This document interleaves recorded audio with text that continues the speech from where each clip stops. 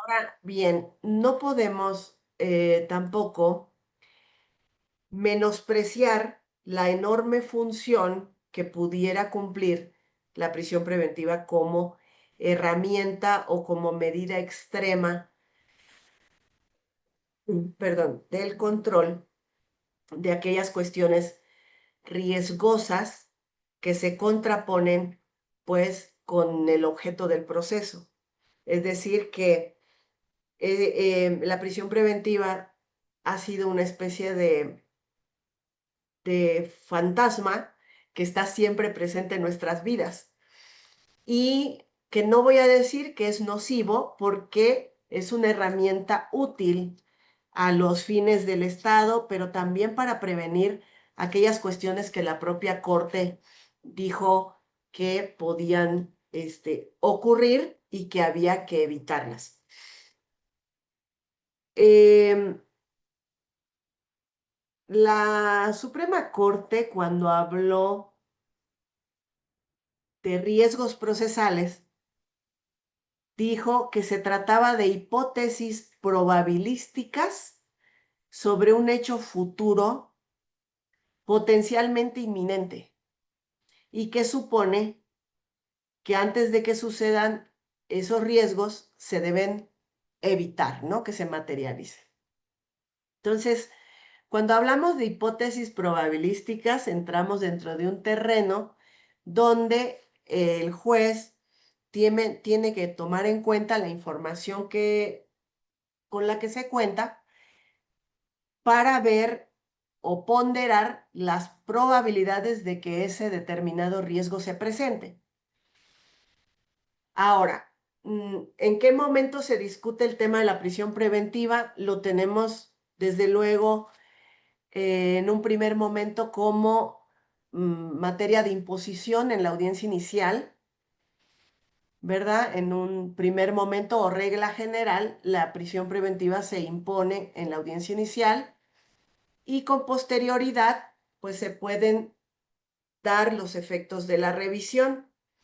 En este caso, me permití yo proponer que la charla que íbamos a tener hoy iba a ser muy breve y que solamente nos íbamos a limitar a platicar un poco sobre estas revisiones de medida cautelar, no así toda la dinámica, porque obviamente para eso tendremos un congreso completo en el mes de noviembre. Pero al analizar pues, estos aspectos de la prisión preventiva desde el punto de vista de un riesgo procesal, hay que entender que en una audiencia inicial, a pedido de una de las partes, en el caso de la prisión preventiva justificada, y ahorita vamos a puntualizar estos conceptos, en el caso de la prisión preventiva justificada, el Ministerio Público, de conformidad con lo que establece el 19 de la Constitución, hace la petición de que en un determinado caso resulta necesario o estrictamente necesario, pues que en ese caso se imponga la prisión preventiva. En estas circunstancias, eh, los jueces, después de escuchar el debate y los datos de prueba que las partes invocan, determinan la imposición de la prisión preventiva. Es decir, que en este caso, si el juzgador da cumplimiento a todos los requerimientos que establece la ley y han establecido también las distintas jurisprudencias sobre la materia, habrá aplicado un test que últimamente ha sido constantemente invocado, que es el llamado test de proporcionalidad. Ese test de proporcionalidad no es algo novedoso. Nosotros ya lo habíamos advertido en distintos criterios que han emitido nuestros tribunales, incluso aludiendo a él como grados o gradas que había que ir condicionando o agotando cuando se habla de este test de proporcionalidad. En ese test, normalmente vamos a encontrar eh, los siguientes pasos. Primero, un estudio sobre la necesidad de una determinada medida cautelar. Y en este estudio de necesidad, pues desde luego que entran las razones por las cuales se requiere la medida cautelar impuesta. En segundo lugar, un estudio de la idoneidad. Esto es una relación directa entre el riesgo procesal y la medida que se pretende imponer. Es una especie como de vínculo indisoluble entre las razones que llevan a solicitar la medida y la medida en concreto. Es decir, que si analizamos necesidad de idoneidad, vamos a encontrar que una medida cautelar de prisión preventiva puede ser idónea para evitar un riesgo contra un testigo, pero que no pueda ser necesaria en un caso concreto si ese testigo pues reside en otro país o reside en una ciudad lejana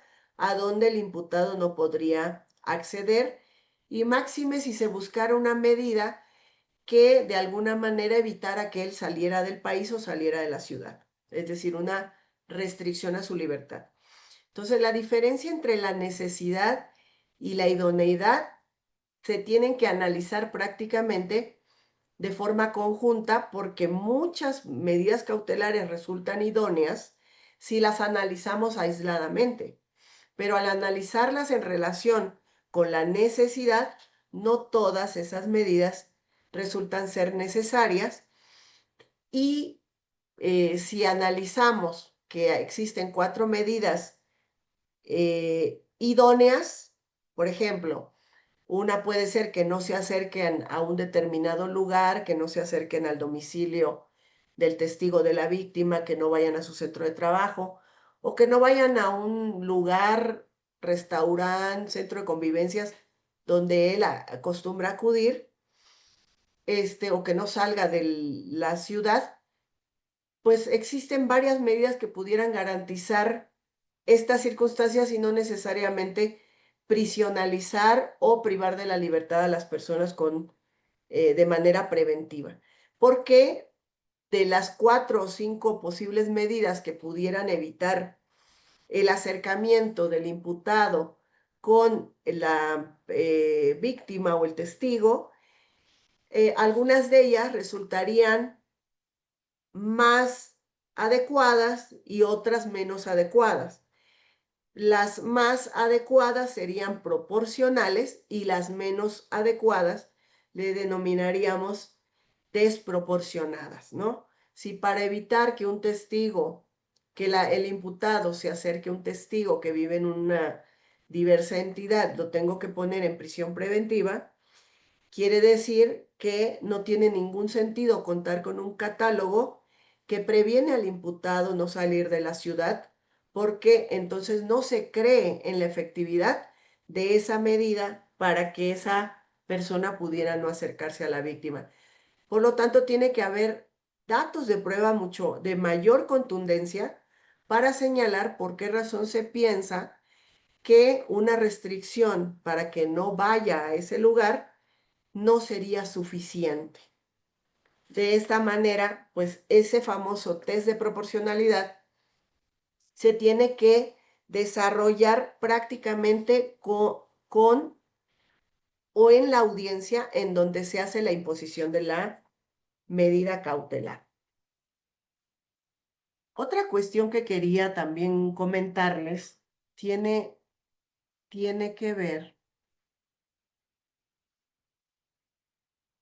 con este reconocimiento que ha hecho el Estado mexicano, porque muchas veces me comentan que la prisión preventiva, lo dicen de manera genérica, la prisión preventiva es inconvencional.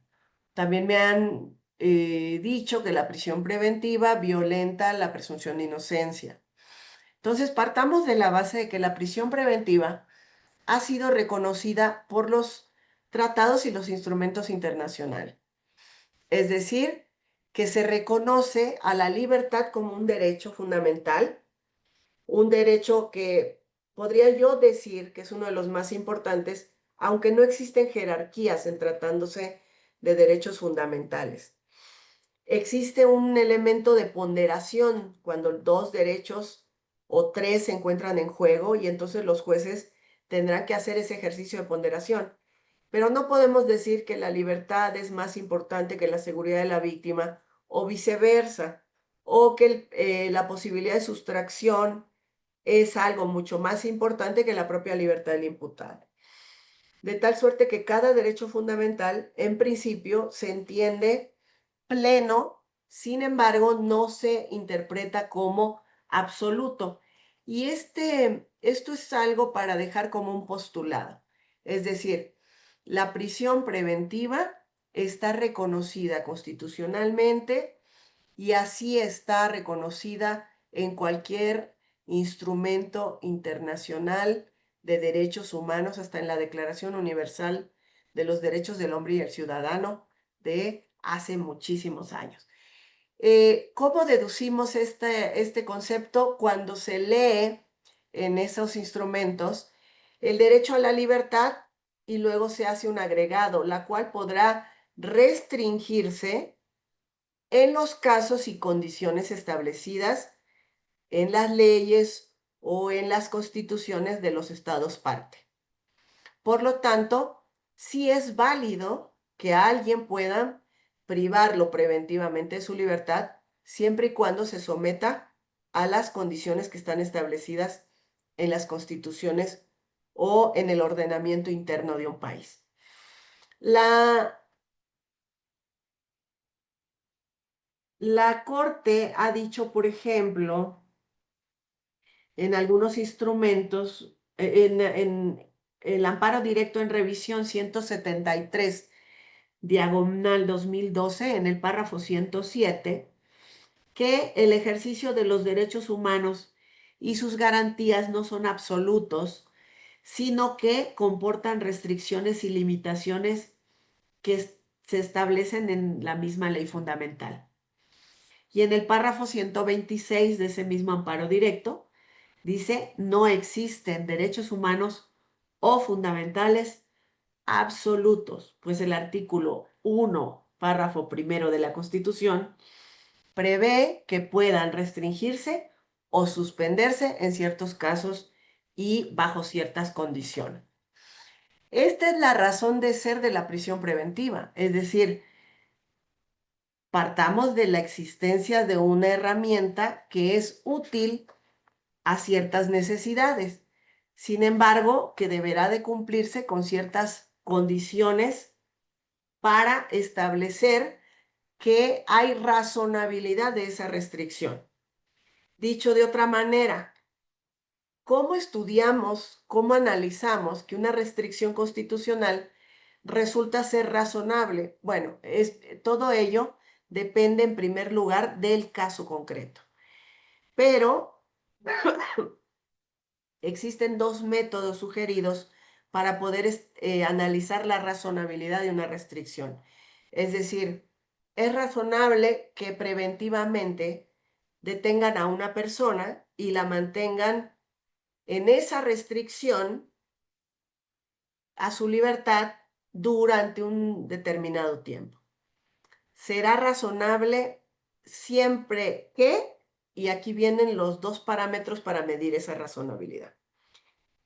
Uno de los primeros parámetros es el estudio de la exposición de motivos donde aparece esa reforma o esa restricción constitucional.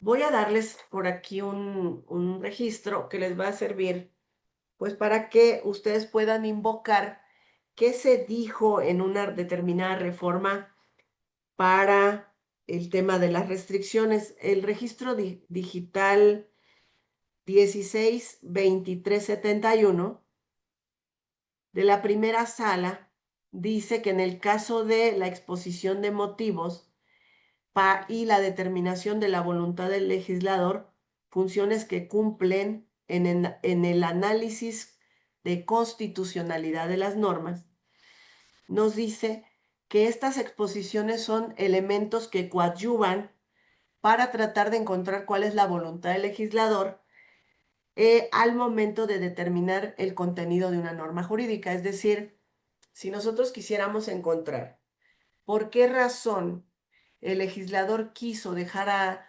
determinado grupo de personas en prisión preventiva oficiosa y por qué a otras su prisión será justificada, primero tendríamos que consultar esa exposición de motivos. Una segunda vertiente para analizar qué tan razonable es esta restricción a este derecho lo constituye realizar un escrutinio de igualdad y un análisis constitucional que oriente a determinar la legitimidad de esas limitaciones. De tal manera que hay un registro digital, el 161310, que nos ilustra en relación con esas limitaciones a derechos fundamentales, porque en esta jurisprudencia nos dice que hay uno de los criterios de análisis constitucional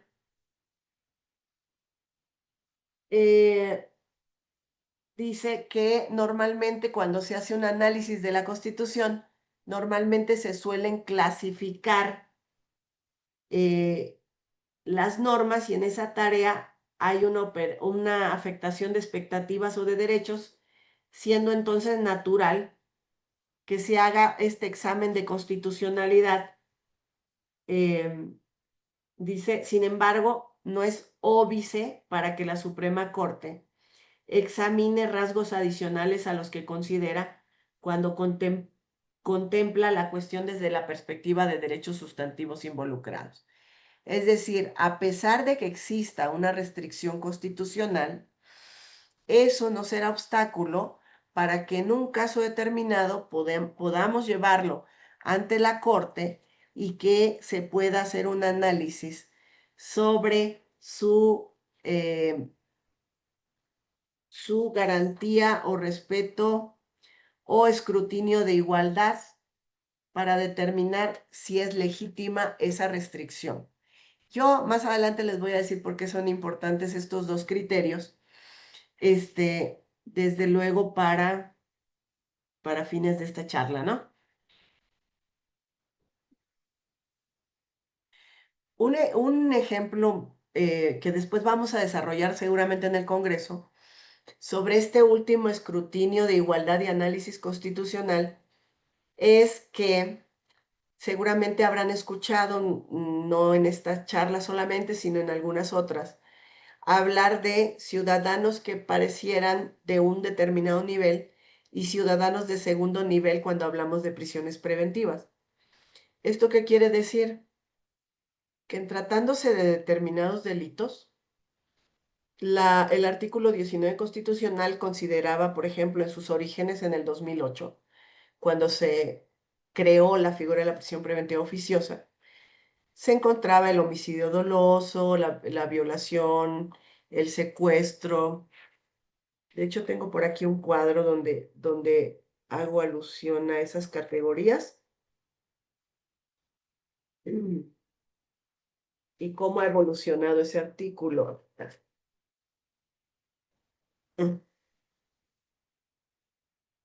Eran aproximadamente 8 delitos.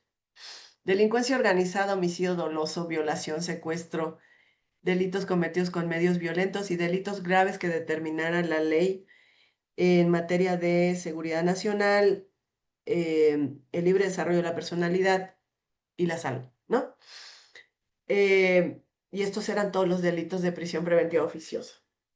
Adicionalmente íbamos a las audiencias, debatíamos, en algunos casos nos tocaban tentativas, por ejemplo, y pedíamos que hicieran control constitucional, control, aplicaran interpretación pro persona, interpretación conforme, y algunos jueces hasta decían, abogada, no le entiendo a qué se refiere con interpretación conforme, yo lo que hago es una interpretación de derechos humanos, algo así contestaban de repente. Pues porque estos temas no eran tan explorados ni siquiera por los juzgadores. Cuando se revisa la exposición de motivos, estos delitos estaban altamente vinculados con la alarma social que producía el delito. Para posteriormente, en 2011, agregar la trata de personas. Habrá que revisar, por ejemplo, si estamos en presencia de un tema de trata de personas, por qué se incorpora como de prisión preventiva oficiosa, para hacer este doble análisis que les decía, primero revisar la exposición de motivos y luego hacer un escrutinio de igualdad. 2019 ya se incorporó el feminicidio, el robo a casa habitación, el uso de programas sociales, el enriquecimiento ilícito, el ejercicio indebido de funciones, el robo a transporte de carga, lo de los hidrocarburos, las desapariciones forzadas, las armas de uso exclusivo del ejército, etcétera. En el 2019 ya se amplía ese catálogo y finalmente en el 2024 pues se agregaron otros más abusos, a lo de los precursores químicos, perdón, y la corrupción y otros más, ¿no? Y finalmente en 2025, en la última reforma que tuvimos de abril, se incorpora el tema del terrorismo. En la revisión podemos advertir cómo ha evolucionado este artículo 19 y en un escrutinio de igualdad diríamos que en 2008 teníamos un catálogo reducido para cierto grupo de ciudadanos que estaban siendo investigados por estos 8 delitos, a los que consideraban que no ameritaban ni era necesario que justificaran por qué la prisión preventiva, dejando en una calidad de ciudadanos de segunda con relación al resto de los sujetos procesados por distintos otros delitos, para los cuales sí había que hacer un test de proporcionalidad y justificar el porqué de la prisión preventiva. Hoy en día parece que los valores se han invertido y la generalidad de los delitos se ha convertido en delitos de prisión preventiva. Y por lo tanto, considero que aquí hay un tema que tiene que ver con el análisis de este tema de igualdad. Entonces, quienes son investigados, que tienen presunción de inocencia y demás, solamente por ese delito que se les ha clasificado preliminarmente, porque todavía ni siquiera está definida la clasificación, se hacen acreedores a una prisión preventiva que pareciera no debía ser materia de justificación, ¿no?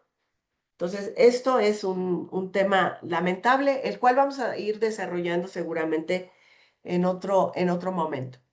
Ahora, ese test de proporcionalidad ya ocurrió, se generó cuando se impone la prisión preventiva, para posteriormente prever el Código Nacional de Procedimientos Penales la posibilidad de que esa prisión preventiva impuesta pueda ser revisada. Dos factores para las revisiones de prisión preventiva que quiero que tengan en consideración. Primero las vamos a dividir por el tipo de prisión preventiva que fue impuesta.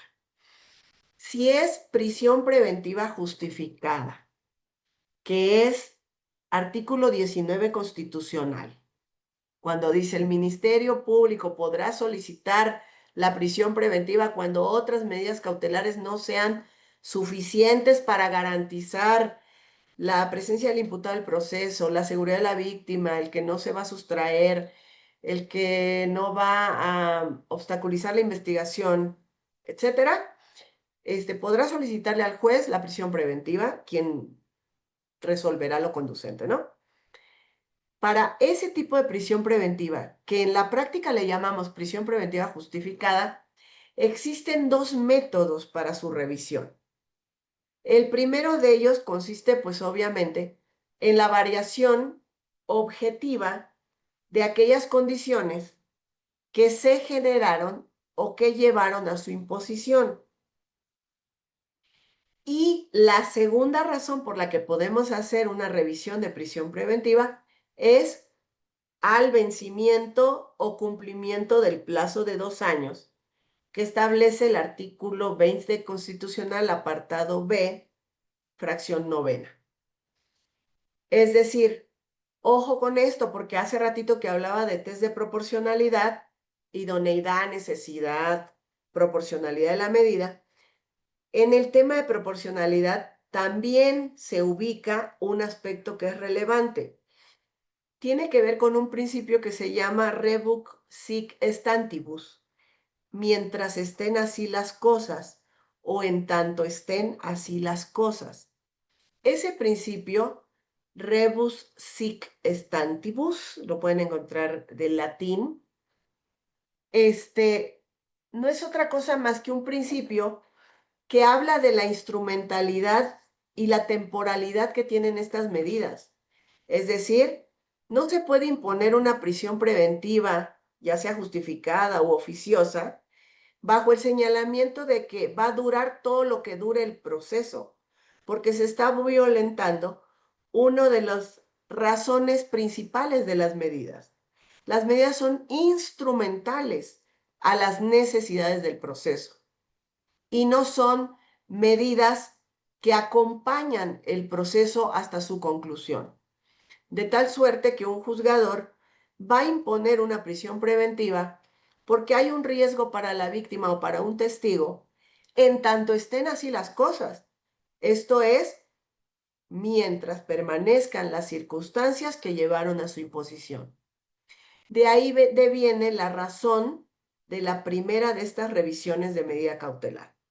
La revisión de la medida cautelar procederá cuando hayan variado objetivamente las condiciones que llevaron a su imposición. Una vez que esas condiciones variaron, da lugar a la revisión. Y por eso resulta indispensable que lo que señala el propio Código Nacional, la revisión de la medida cautelar, incluso en cuanto a la oportunidad procesal.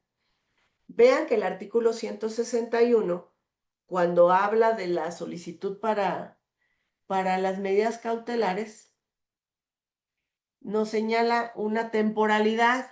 Perdón, déjenme confirmo si no es el 161 o 162. Nos da una temporalidad.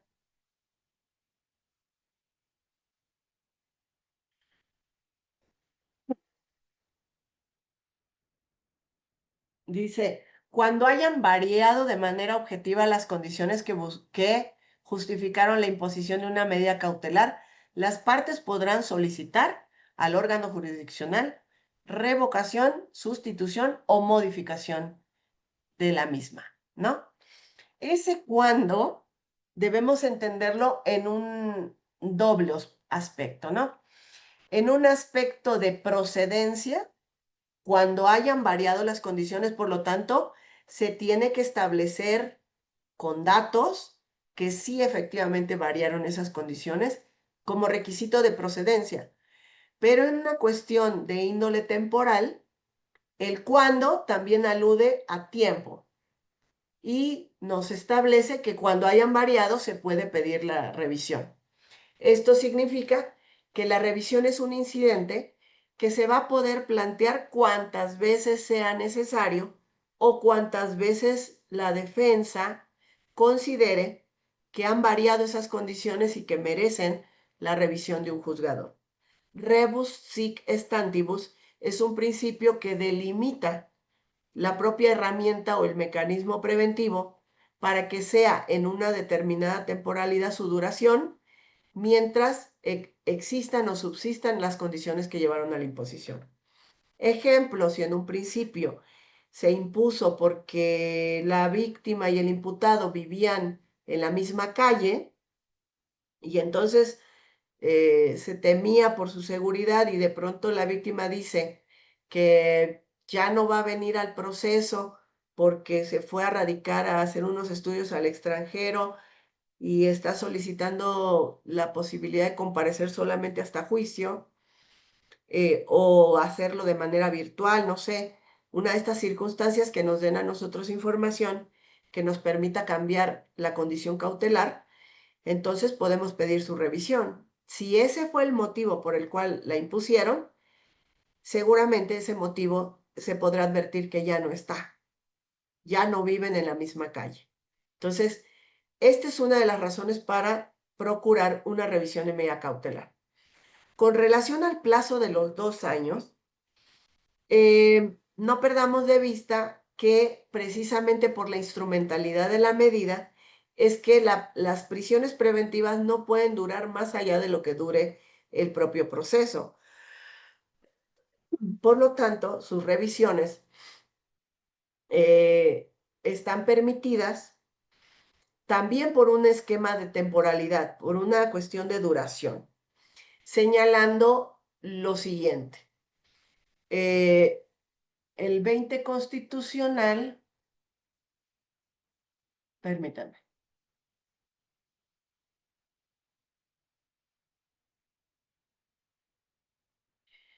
nos señala en el apartado B, fracción novena, en ningún caso podrá prolongarse la prisión o detención por falta de pago de honorarios de defensores o por cualquier prestación de dinero por causa de responsabilidad civil o algún otro motivo análogo. La prisión preventiva no podrá exceder del tiempo que como máximo de la pena fije la ley al delito que motivará el proceso y en ningún caso será superior a 2 años, salvo que su prolongación, y aquí entra la salvedad, ¿verdad?, se deba al ejercicio de derecho de defensa del imputado. Si cumplido este término no se ha pronunciado sentencia, el imputado será puesto en libertad de inmediato mientras se sigue el proceso sin que ello obste para imponer otras medidas cautelares. Hay una doble interpretación de este segundo párrafo en el siguiente sentido. El amparo directo en revisión 315/2021 estableció que el escrutinio que debía hacerse con relación al plazo de 2 años consistía en advertir 3 aspectos en relación con las demoras, porque normalmente nosotros como defensores a los 2 años y un mes, a los 2 años y algo, pedimos esta revisión. Y entonces decimos, señoría, no ha sido por causa del imputado o de la defensa del imputado que llevamos 2 años esperando juicio. Han sido por factores completamente ajenos al imputado. Entonces, ese amparo directo en revisión, siguiendo los criterios de la Corte Interamericana, dijo, analiza 3 aspectos. Analiza si hay complejidad del caso que motivara que se prolongaran las investigaciones. Aquí en el caso mexicano, y por eso hago la aclaración, la Corte Interamericana dijo que hay casos que son complejos en su investigación, por lo que demoran muchísimo tiempo, incluso años, en investigarse. Sin embargo, tengamos en cuenta que nosotros, en nuestro sistema, tenemos un sistema tasado o limitado a 6 meses la investigación. Lo máximo que una autoridad puede durar su investigación, por muy compleja que sea, son 6 meses. Así estemos en presencia de un feminicidio, de un secuestro, de una trata de personas, del caso más complejo que se les ocurra, que tenga 100 medios de prueba periciales que requieran, son 6 meses. Y posteriores a esos 6 meses, solamente se admiten reaperturas, y solamente se admiten reaperturas siempre y cuando no se hayan agotado esos 6 meses. Por lo tanto, en el caso mexicano, ese tema de complejidad de las investigaciones solamente permite justificar 6 meses por parte de la autoridad. Sin embargo, tenemos casos en donde las investigaciones terminaron al día siguiente que los imputados fueron detenidos, la semana que fueron detenidos. Incluso el Ministerio Público a veces pide un plazo de investigación complementaria de un mes. Y en ese mes no hace nada y se cierra la investigación. En ocasiones la investigación se abre a veces hasta por la defensa, porque la defensa sugiere actos de investigación. O por la víctima, porque la víctima requiere actos de investigación. Pero aún así, con todo y esas prórrogas, nuestro límite son 6 meses. Cuando la Convención Americana habló de complejidades de las investigaciones, se refería a otras hipótesis en otros lugares donde las investigaciones no están delimitadas a la temporalidad mexicana. Segundo criterio que dio la Corte y que también se retomó en ese amparo directo en revisión 315, que no se tratara de una conducta del solicitante, en este caso el imputado, que el imputado no haya sido quien propiciara las demoras. Y aquí tenemos dos interpretaciones. Otra vez volvemos al tema de qué dicen la Corte Interamericana y qué dice el caso mexicano. Si yo me voy a lo que dice la Constitución, dice, salvo que su prolongación se deba al ejercicio del derecho de defensa del imputado.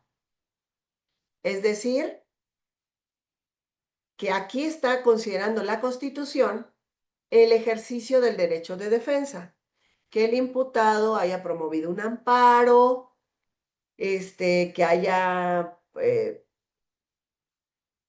interpuesto una apelación, etcétera, ¿no?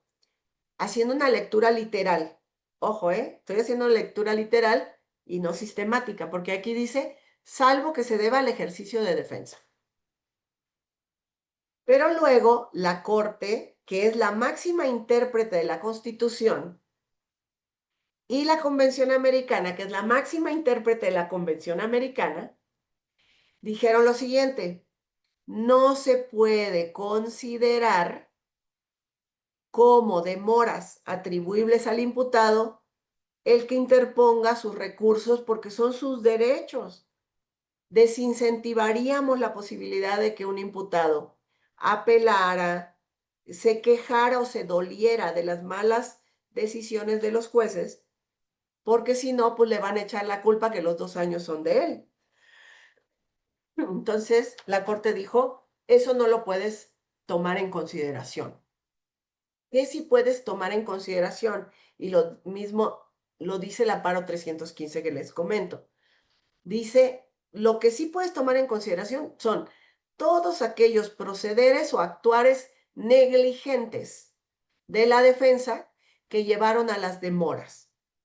Y dentro de eso fue, señoría, mire, vengo a pedirle que me dé un plazo porque el imputado pues está tratando de juntar dinero para una pericial y apenas la completó ayer y es su derecho, ya las pruebas están ofrecidas, pero no las hemos descubierto porque pues, el perito está a marchas forzadas y entonces permítanos un plazo.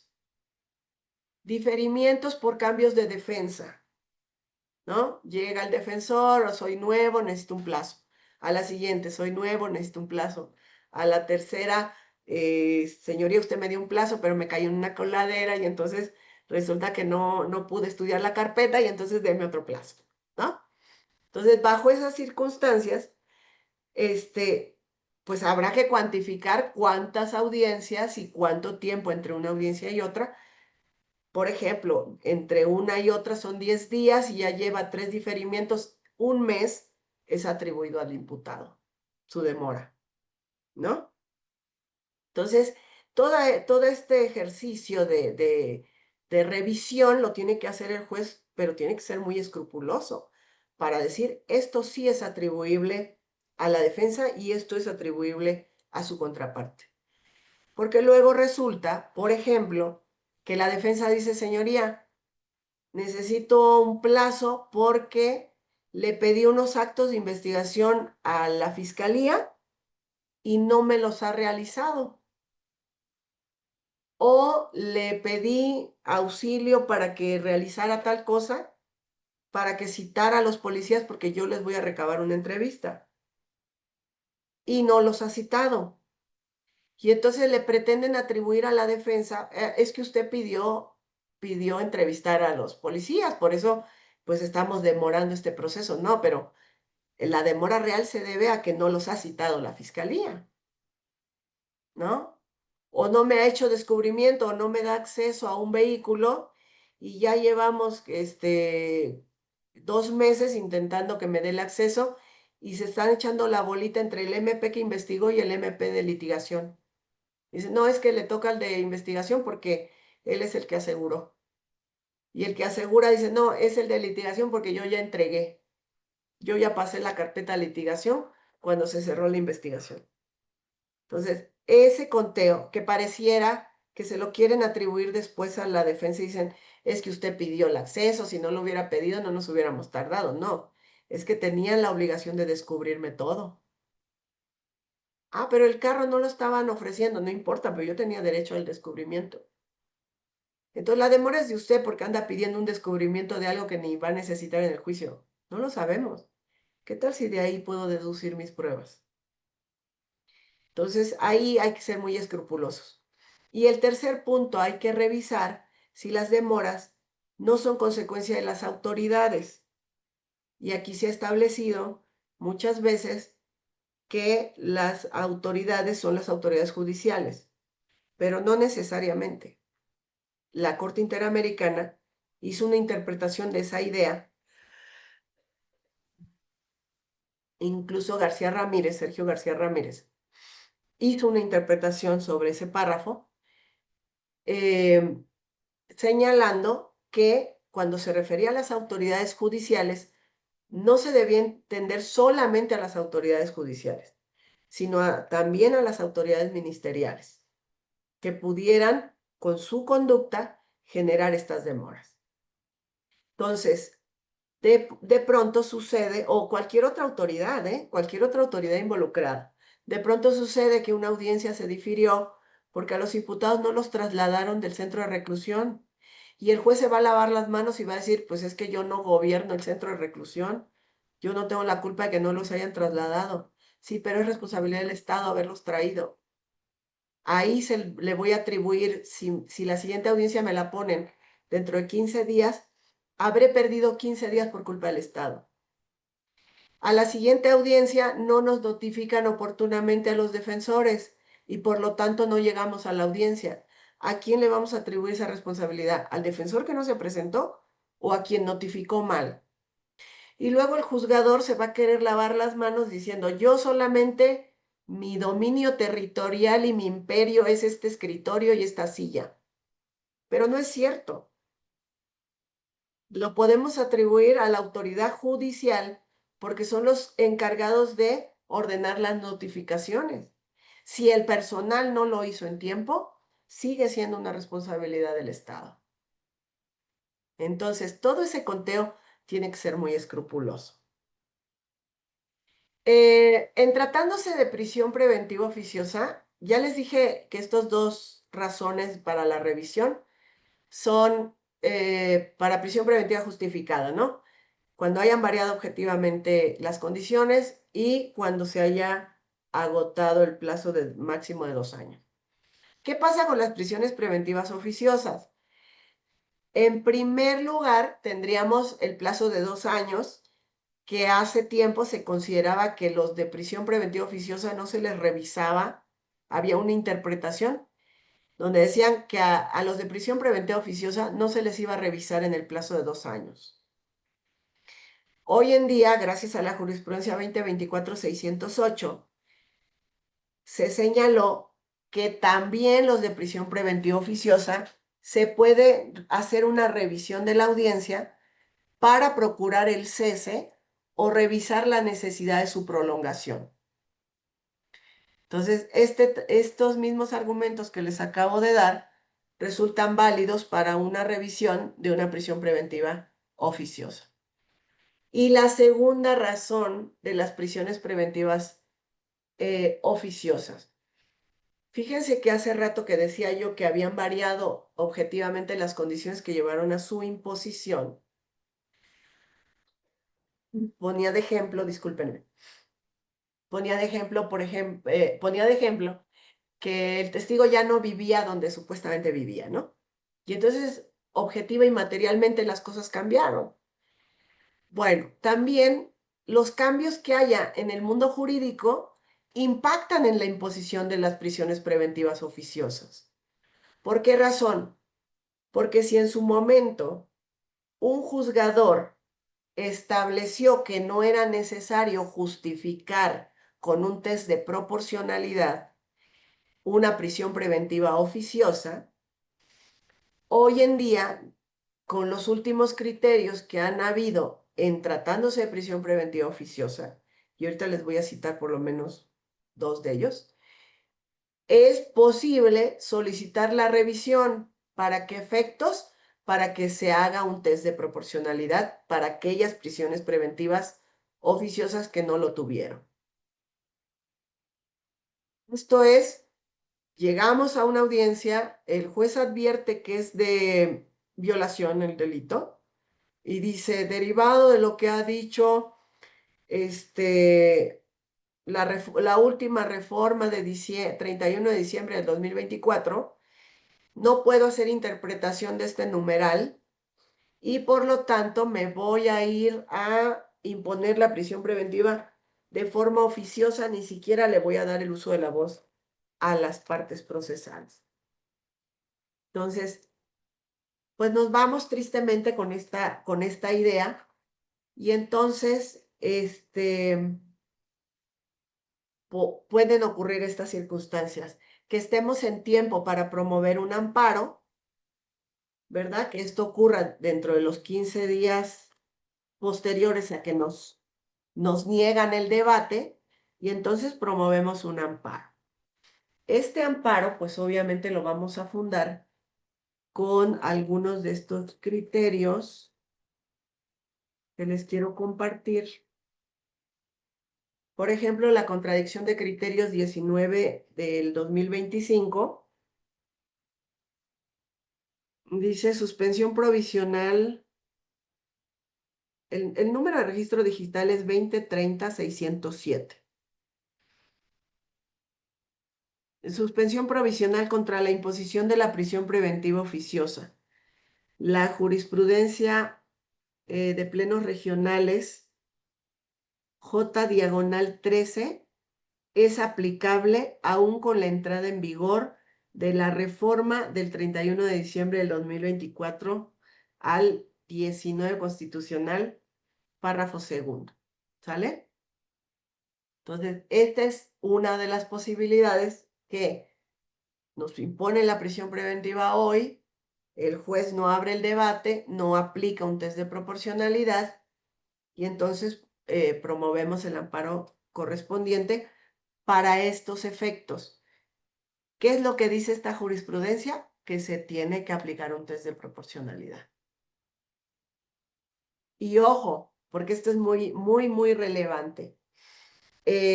Lo que dicen en estos criterios es que el 19 constitucional tiene 2 destinatarios claves ahí, en ese segundo párrafo del 19. Va dirigido al Ministerio Público y al juez de control. Entonces ellos interpretan, los jueces de amparo, la interpretación es la siguiente. El 19 constitucional va dirigido al Ministerio Público y al juez de control, pero no así al juez de amparo, quien sí tiene que aplicar criterios, interpretaciones sobre las restricciones constitucionales y escrutinio de igualdad sobre aquellas restricciones. ¿Se acuerdan de las primeras jurisprudencias que les mencioné sobre escrutinio de igualdad para conocer o establecer la racionalidad de las restricciones? Lo que dije al inicio fue, ténganlo en cuenta, ¿por qué? Porque esa función le toca hacerla a los jueces en amparo. Y a ellos sí les toca ver si la prohibición sobre la interpretación genera o no desigualdades, genera o no violaciones a derechos fundamentales. Entonces, estos criterios señalan que los jueces de amparo no están obligados a lo que dispone la Constitución en esta última reforma. a ellos los obliga una interpretación sistemática, hermenéutica, porque ellos no interpretan a literalidad la Constitución, ¿no? Y en el mismo sentido, la jurisprudencia de plenos regionales, J/3, esta es en relación a suspensión provisional contra orden de aprehensión por delitos de prisión preventiva oficiosa. Recuerden que en ella se estableció que no pueda ser contra orden de aprehensión, la suspensión provisional en amparo indirecto debe concederse para efectos de que la persona no sea detenida cuando se reclame delitos de prisión preventiva oficiosa. Les dejo este número de registro 2028-561. Y bueno, esas y muchas, muchas cosas más tenemos para platicar, pues en este próximo congreso que seguramente va a ser muy amplio y muy útil para todos. En el tema de argumentación, vamos a hacer ejercicios y a llevar casos allá, algunos que son realmente sorprendentes y hasta son chistosos para quien los conoce, pero no para el que se las impusieron. Prisiones preventivas que fueron impuestas en contra de los nahuales, en contra de la Santa Muerte y otras. Pero sobre todo, no me quiero ir sin dejarles eh, dos métodos muy rapiditos. Cuando ustedes planteen prisiones preventivas o revisiones de prisiones preventivas, tengan en cuenta la metodología de su argumentación, tomando en consideración primero las normas que contemplan la figura jurídica que están invocando. Es decir, revisen todos y cada uno de los artículos relativos a la revisión. Revisen, en segundo lugar, todas las normas y los artículos relativos al derecho fundamental que está en juego, o los derechos fundamentales que están en juego. No solamente los artículos, obviamente la jurisprudencia y demás. Y en tercer lugar, no dejen de citarle al juez los deberes que tiene dentro del ámbito de su competencia de evitar que esos derechos fundamentales se vulneren o se sigan vulnerando en su caso.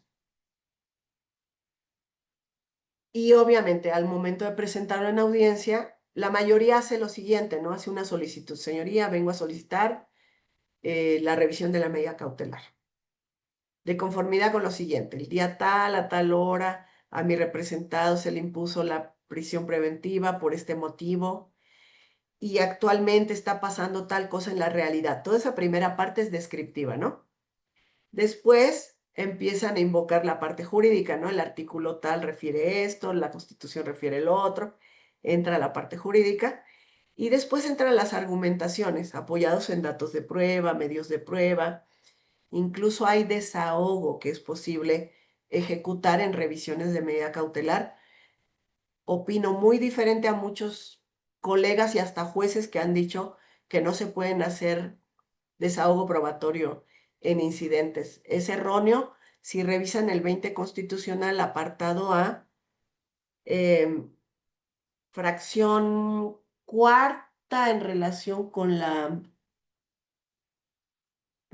fracciones cuarta y décima, ¿verdad? Con base en ese argumento me tienen que admitir todo aquello que pretenda probar.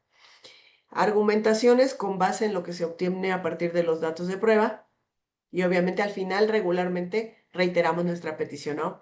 Después de haber argumentado, le reitero que se modifique la prisión preventiva, ¿no? Y el otro método, pues es a partir de preguntas, que también nos da muchísima claridad. Por ejemplo, como se hace luego en las argumentaciones de los amparos, ¿es procedente modificar o cesar, por ejemplo, si esa es su petición. ¿Es procedente modificar o cesar la prisión preventiva en este caso concreto? En el caso del señor fulano de tal, al que le fue impuesta la prisión preventiva por este motivo, la respuesta de esta defensa es que sí.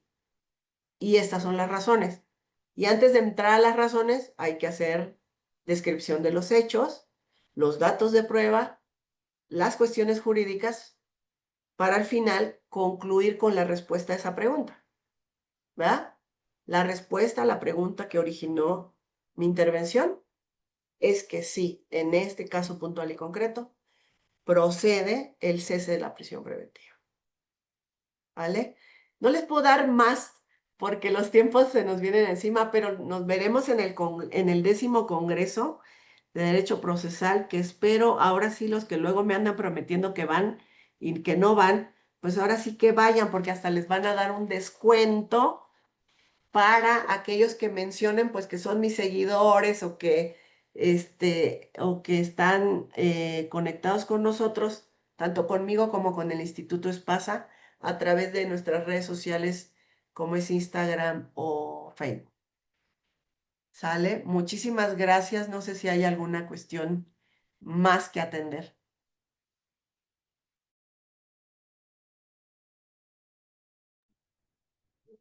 Muchísimas gracias, doctora. No sé si alguien tendrá alguna duda o algo que quisieran preguntarle a la doctora. Podríamos hacer una ronda de preguntas que fuera de 5 a 7 minutos. Si gustan levantar su mano, les podemos dar el uso de la palabra.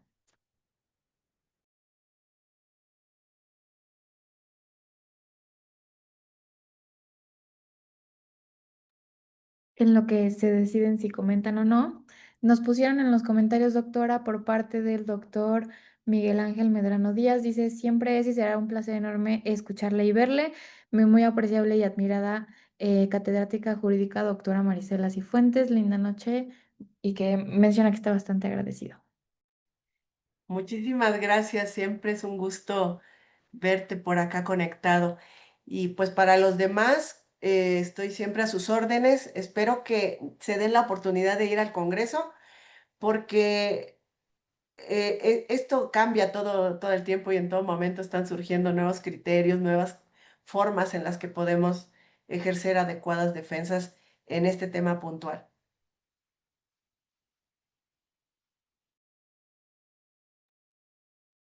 Efectivamente, pues muchísimas gracias. Damos por concluida esta masterclass titulada Rumbo al 10º Congreso de Derecho Procesal Penal. Discutamos sobre la prisión preventiva. Para nosotros, de nuevo, es un placer y un gusto tener a la doctora con nosotros. Em, Siempre es fructífero escucharla y específicamente en esta masterclass. Le agradecemos inmensamente su tiempo. Y a todos los participantes que nos acompañaron, muchísimas gracias. Esperamos que pues, nos decidan eligiendo como su casa de estudios, no solo para eventos gratuitos, sino también para eventos de inversión. Y justamente complementando la información que comentó la doctora, en este caso estamos contemplando como un beneficio una promoción de si estuvieron conectados tanto ayer con el doctor Noel Franco como hoy, el maestro, perdón, disculpen, Noel Franco como hoy nuestra ponente, la doctora Marisela, y nos pueden comprobar a través de una captura de pantalla que nos siguen a nosotros, Espacio Instituto, en redes sociales como Insta y Facebook, y a la doctora en su Instagram, así como al maestro Noel Franco en su Instagram, y nos mandan una captura, se les hará un 20% en el costo de su inscripción para el Congreso. La verdad es que es una gran oportunidad. Lo que nos pudo ahorita platicar la doctora es un poco de todo el análisis que ella lleva haciendo muchísimos años de su vida y como bien lo comentó el maestro Noel Franco en el live que estamos transmitiendo en Facebook, tiene un excelente dominio del tema. Entonces, si ustedes están deseosos de escucharla a ella y a todos los demás ponentes, además de ir a la locación de Cancún, no solo es porque yo soy parte de las organizadoras, sino porque es un evento excelente, en una excelente locación, con personas ejemplares. Entonces, bueno, estamos a sus órdenes, cualquier duda que tengan, y pues damos por concluida la masterclass. Muchísimas gracias a todos y a todas.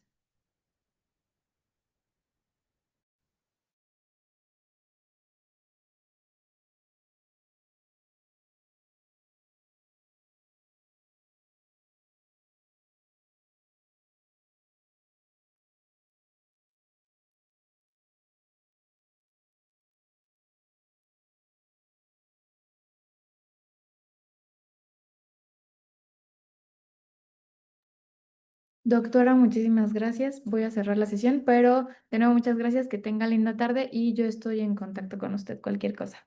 Gracias, hasta Hasta pronto. luego.